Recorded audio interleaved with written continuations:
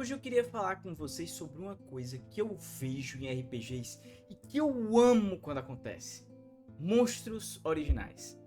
Sabe aquele bicho esquisito que você nunca viu na vida, que parece que saiu direto do pesadelo do mestre? Pronto, é disso que eu tô falando. Monstros originais são tipo uma carta branca pro mestre fazer o que quiser. E isso é simplesmente incrível.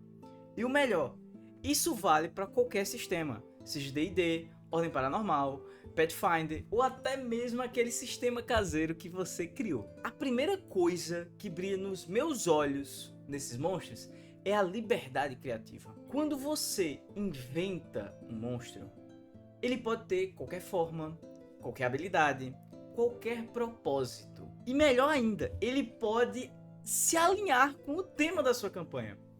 Se você já passou, como eu, horas e horas procurando um monstro e nada mesmo parecia se encaixar com o que você pensou, tá aí a solução. Tá rolando uma história de terror cósmico, cria um bicho que sussurra na mente dos jogadores.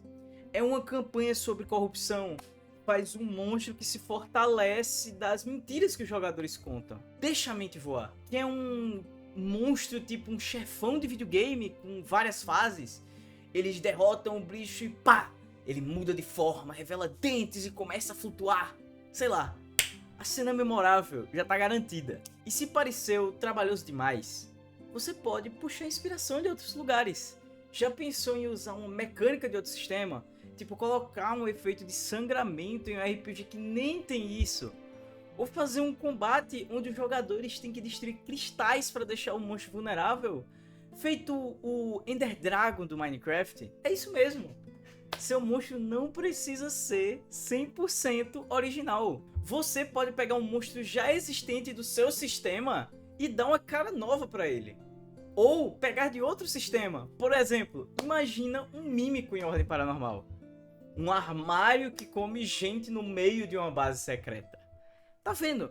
Adaptação. Ou, se quiser facilitar a sua vida, pega as estatísticas de um monstro já pronto e só muda o visual e o contexto dele. Só dá a troca do nome, uma habilidade, o contexto, já tira todos da zona de conforto. Pera. Se você tá curtindo o vídeo, já deixa o like. Canal pequeno depende disso para crescer e chegar em mais mestres e jogadores por aí. Agora, vamos voltar pro vídeo. E exatamente, tirar da zona de conforto. Para mim, a melhor parte de usar monstros originais é a surpresa dos jogadores.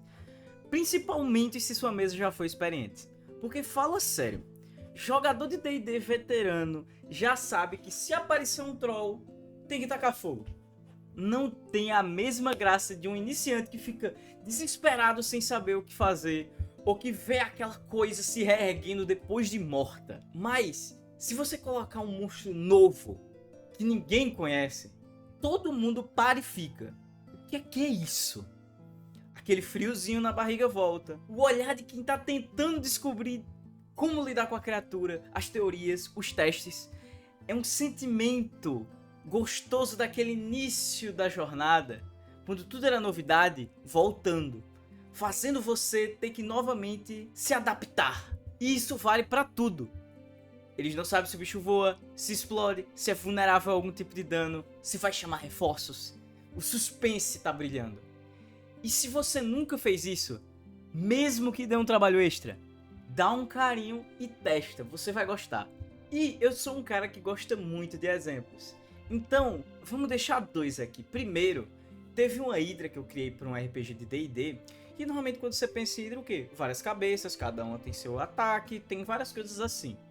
Eu adaptei para que ela lembrasse um pouquinho, para quem sabe, Tiamat. Sendo que de uma forma diferente, como se ela fosse um experimento tentando transformar essa Hydra em Tiamat, mas é que acaba sendo meio fracassado. E ela tinha uma mecânica bem diferente. Cada cabeça dela tinha algum elemento associado, como fogo, gelo, cada uma tinha seu próprio elemento.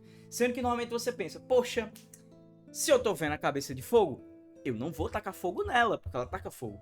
Mas exatamente era esse o propósito dessa Hydra. Você tinha que usar o dano correspondente à cabeça dela. A cabeça de fogo só tomava dano de fogo. Era como se fosse a própria fraqueza, pela modificação que foi feita. E aí, para os jogadores descobrirem isso, eles tiveram que se adaptar também ao monstro para entender como é que eles jogavam, sabe?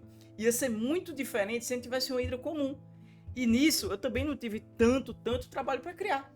Porque essa Hydra era muito mais fácil criar, porque eu peguei o bloco da Hydra original e só adicionei algumas coisas, como um golpe, rajadas de fogo ou elétrico, só mudando o dano de uma para outra, sabe? E outro exemplo, agora de um monstro realmente completamente original, em um RPG antigo que eu fiz, que foi a Maldição de Kamembukto, que talvez no futuro ele vire um RPG para esse canal aqui também, nós tivemos a Dama da Noite, que foi um monstro que eu criei que ela tivesse exatamente essa inspiração de terror. Imagina aquela sensação que você está sendo observado no escuro, que tem alguém te observando, que tem algo ali. Pronto, é nisso que a Dama da Noite e seus servos se baseiam. E exatamente para trazer isso para o jogo dela, ela podia, por exemplo, ficar quase como invisível, digamos assim. Ela sumia em um lugar e aparecia no outro. E aí os jogadores desesperados para tentar escapar disso. Do nada você tá enfrentando um monstro que ele some na sua frente. O que é que vai acontecer? Ou ela também tinha golpes de área. E também, quando foi exatamente um dos pontos altos do RPG, exatamente quando ela matou um dos jogadores, que ela era exatamente o boss final, o jogador virou como se fosse um monstro controlado por ela. E aí a mecânica disso era que, a partir de agora, o jogador, ele ia jogar normalmente, eu não ia tirar o personagem da mão do jogador, mas ele ia como se enfrentar os outros jogadores. E aí, meio que virava quase como um, entre aspas, PVP, já que ele estava agora sendo controlado por essa criatura. E aí ele ia enfrentar os jogadores para exatamente os outros também virarem isso também. Um pouco assustador, né? Mas não vem ao caso. Então, me conta aqui nos comentários. Qual foi o monstro mais marcante que apareceu na sua mesa? E se inscreve para mais dicas. Valeu por assistir e até a próxima!